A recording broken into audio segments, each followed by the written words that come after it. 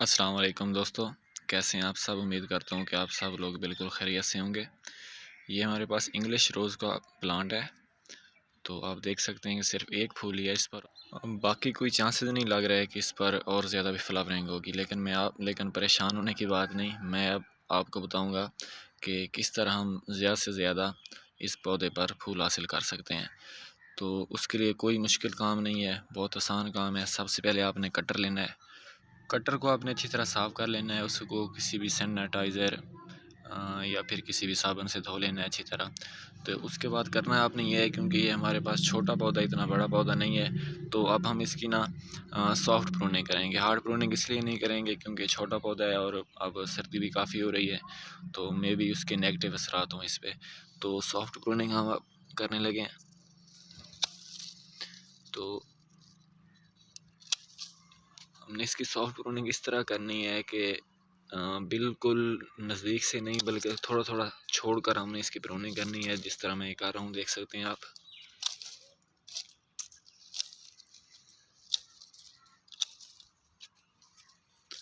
और इसके साथ आपने एक और बात भी याद रखनी है कि जहाँ जहाँ से हमें कटिंग कर रहे हैं उस पर भी हमें कोई भी फंजीसाइड स्प्रे करना है। अगर स्प्रे हमारे पास नहीं है तो एलोवेरा का पौधा है तो वो लगा सकते हैं। अगर वो भी नहीं है हमारे पास तो फिर हमें क्या करना चाहिए, हर घर में हल्दी तो होती है, तो फिर हम वहाँ पर, जैसे कि ये ज़ख़म है, यहाँ पर हल्दी लगा देंगे।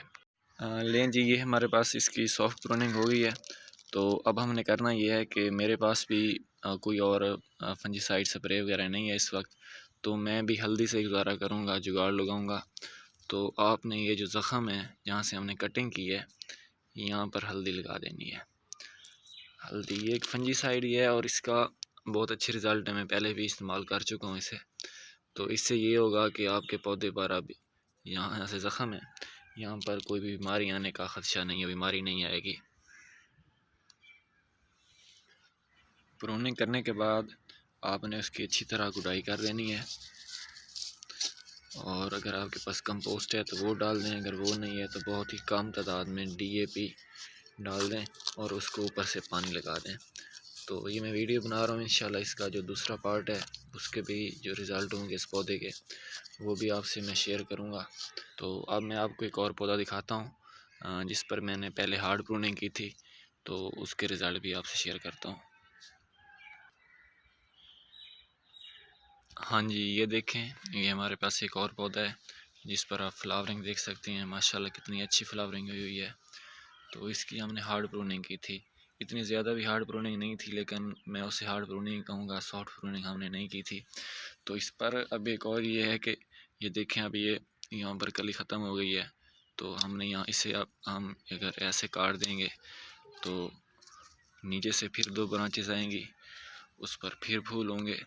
तो ये बहुत मज़ेदार टिप है कि अगर आप अपने पौधे पर ज़्यादा से ज़्यादा फ्लावरिंग हासिल करना चाहते हैं तो इस मेथड को लाजमी यूज़ करें।